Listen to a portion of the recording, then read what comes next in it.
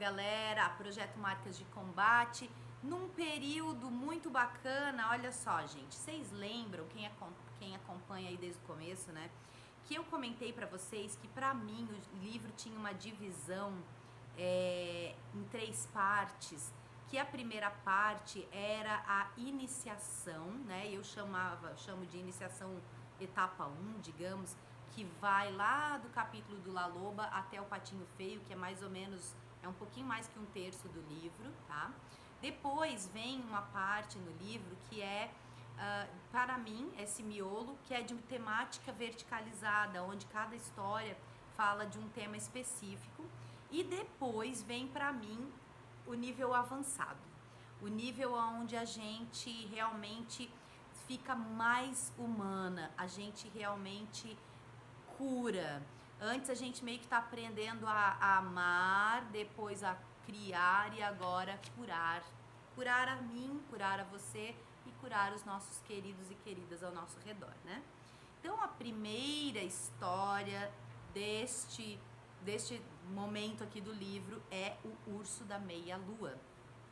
O capítulo é Os Limites da Raiva e do Perdão, a demarcação do território, os limites da raiva e do perdão. Então, como sempre, nós vamos contar a história com ouvidos de 5 aninhos de idade, vamos ouvir, e depois a gente vai destrinchando as metáforas nos próximos vídeos, ok? Então vamos lá. Havia uma jovem mulher que morava numa floresta perfumada de pinheiros. Essa jovem mulher era casada, mas o seu marido havia ido para a guerra e passou muitos anos fora lutando na guerra. Em um determinado momento, ela ficou sabendo que ele estava retornando para casa. Então ela ficou toda animada e ela se preparou para receber o marido. Ela foi no mercado, ela comprou todas as os melhores produtos, né? E fez pratos e mais pratos do melhor banquete que ela podia para oferecer, né? Poderia oferecer para aquele marido. Ela trouxe queijo branco de soja, 3 tipos de peixe, 3 tipos de alga, arroz salpicado com pimenta vermelha e belos camarões frios, grandes e alaranjados. Esta mulher é uma japonesa, por isso essa comida, você tá reparando, né? E aí, quando o marido chegou, ele estava no pior dos humores. Ele disse que não queria entrar em casa porque ele tinha se acostumado a dormir no mato, nas pedras, né? E ele disse que não queria nem entrar em casa. E ele só queria ficar sozinho e queria ficar lá ali na floresta, perto da casa, mas queria ficar lá sozinho dia e noite. Aí ela ficou um pouco decepcionada, mas ela resolveu, né, preparar uma bandeja e levar os alimentos até o bosque, até onde ele estava. Se ajoelhou ali do lado dele, que estava esgotado por causa da guerra, e ofereceu aquela bela refeição que ela tinha preparado. O marido levantou e deu um chute na bandeja e foi tudo, se espalhou tudo para tudo quanto é lado e falou: "Me deixa em paz". E ele estava tão furioso que ela ficou até com medo. Então ela recuou e foi em direção à Gruta da Curandeira, que morava fora da aldeia. E aí ela chegou: "Nossa, curandeira, meu marido foi gravemente ferido na guerra, ele está com uma raiva permanente, ele só quer ficar do lado de fora da casa, não quer voltar a viver comigo, ele não come nada. Tem alguma poção mágica que a senhora possa me fazer e me dar para que o meu marido possa voltar a ser carinhoso e gentil comigo?" Aí a curandeira olhou e falou: "Olha, eu posso fazer isso sim, mas eu vou precisar de um ingrediente que acabou, que é o pelo da meia-lua de um urso que mora lá na montanha. Então, um urso negro que tem uma meia-lua branca, você precisa trazer um pelo deste lugar aqui, deste urso. E aí, se você me trouxer esse pelo, eu posso fazer a poção e eu vou te dar o que você precisa, né?" Algumas mulheres, no mesmo momento, já teriam desistido, porque essa tarefa, esse esforço de subir toda a montanha para pegar esse pelo, era praticamente impossível conseguir. Mas ela não, porque ela era uma mulher que amava. Então, ela ficou feliz. Ai, que bom, tem solução. Eu vou então me preparar, e ela sim fez. Então ela preparou, né, uma bolsinha com as coisas que ela ia levar nessa viagem e começou a subir a montanha. Então antes de começar a subir a montanha, ela já fez um cumprimento. Arigato saisho. Obrigada por me deixar escalar o seu corpo. Arigato saisho. E aí ela começou a subir. E ela subia e em determinados momentos ela se deparava com platôs gigantes, assim. Então ela subia um pouco e tinha que caminhar um monte neste platô para poder subir um pouco mais.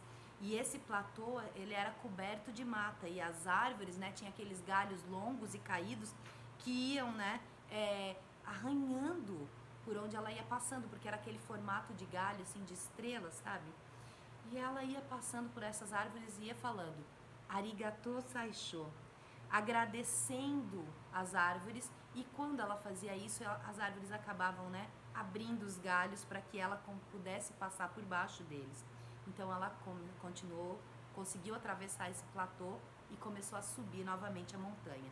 Só que aí, né, ela foi se deparando com partes mais difíceis, flores espinhosas que iam se colando, os espinhos das flores pegavam no kimono e se prendia no kimono dela, as rochas também que iam arranhando a pele dela, tá?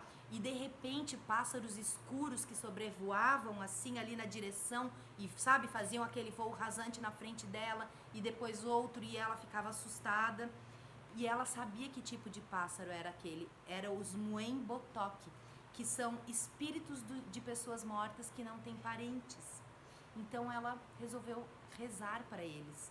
E ela disse, não se preocupem, eu vou ser a parenta de vocês. Eu vou dar a vocês o descanso que vocês não tiveram ainda. E ela fez, e assim ela fez, né?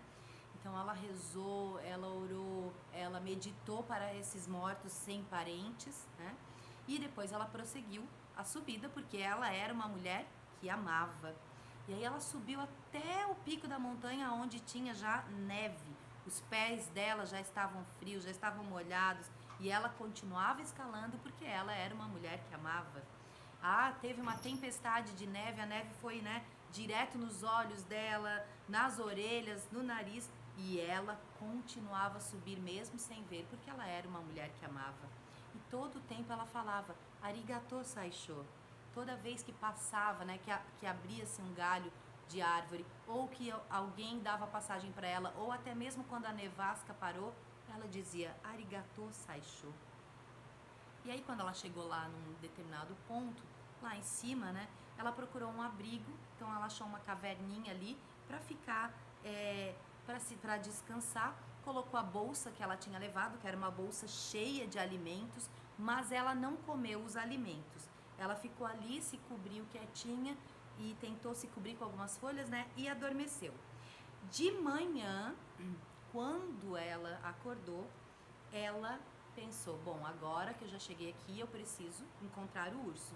Então ela foi procurando, até que ela viu, né, alguns sinais de que o urso estava por ali.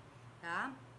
Ela escutou, né, os passos pesados do urso na neve, ela escutou um rugido e ela percebeu então que ela estava próxima do urso, só de cantinho ali de olho lá da caverninha que ela estava escondida.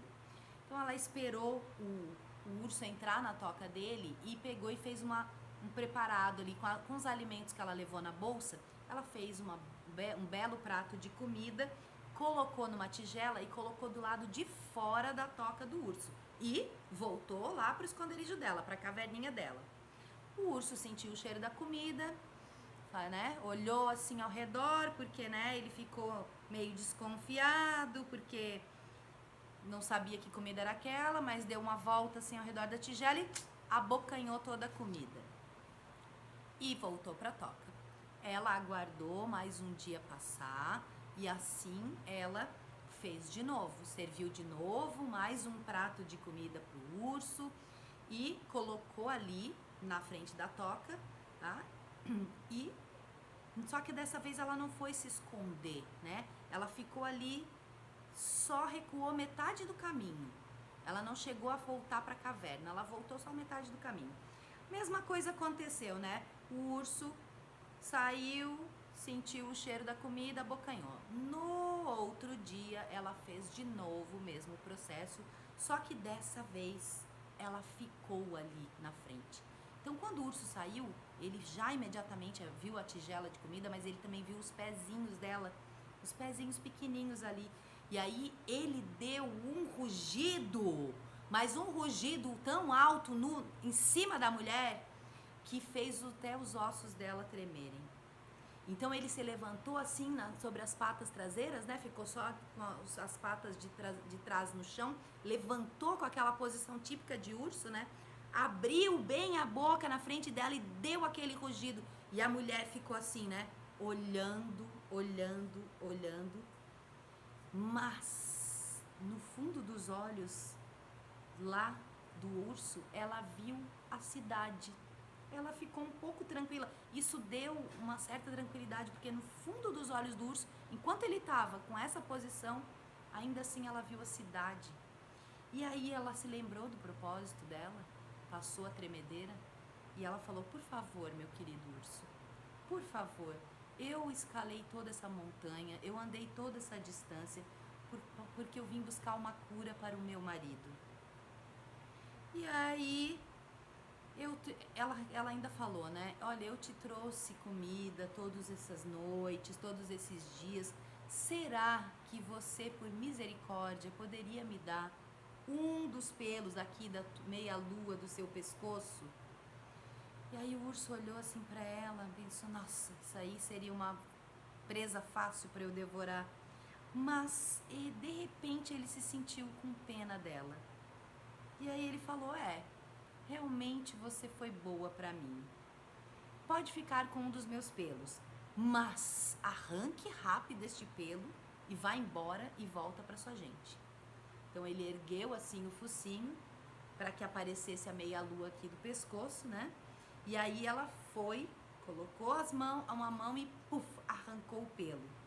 E o urso, nessa hora, sentiu a dor, né, daquele pelo sendo arrancado e deu um grito absurdo. E ela falou: muito obrigada, muito obrigada, muito obrigada. O urso da meia-lua se inclinou em reverência e foi se inclinando e foi saindo, indo embora, né? E enquanto ela fazia isso, ele foi rugindo palavras que ela não conseguia entender. Aquela dor que ele estava expressando ali, o rugido eram umas palavras que ela não conseguia entender. Mas, no entanto, eram palavras que parece que ela conhecia a vida toda. E aí ela voltou correndo montanha abaixo com a maior velocidade possível. Foi passando, né, em todos esses obstáculos que ela passou na subida, ela foi passando na descida, agradecendo arigatô saishô, arigatô saishô. E quando ela chegou, ela foi direto lá na gruta da curandeira, né, toda esfarrapada, cabelo desalinhado, rosto sujo, né, a roupa toda estava esfarrapada porque foi toda cortada ali no caminho. Entrou na cabana e falou: nossa, eu consegui, olha só, eu encontrei, eu conquistei um pelo do urso da meia-lua. Aí a curandeira olhou assim: que bom, pegou o pelo, né, botou assim na mão, avaliou, viu se aquele pelo realmente era, né. Ela falou: é um pelo autêntico do urso da meia-lua. E aí o que ela fez? Jogou no caldeirão aonde estava um fogo aceso e o pelo se transformou numa bela chama laranja. A mulher: não! O que a senhora fez? Meu Deus, ela teve todo aquele trabalho para a mulher pegar o pelo e jogar no fogo. Aí a curandeira disse: calma, está tudo certo, está tudo bem. Você se lembra de cada passo que você deu para escalar a montanha? A moça disse sim. Você se lembra de cada passo que você deu para conquistar a confiança do urso da meia-lua? Ela disse sim. Você se lembra do que você viu, do que você ouviu e do que você sentiu? Sim, eu lembro. Eu me lembro muito bem. Então, minha filha, volte para casa, por favor, com os seus novos conhecimentos e proceda da mesma forma com o seu marido.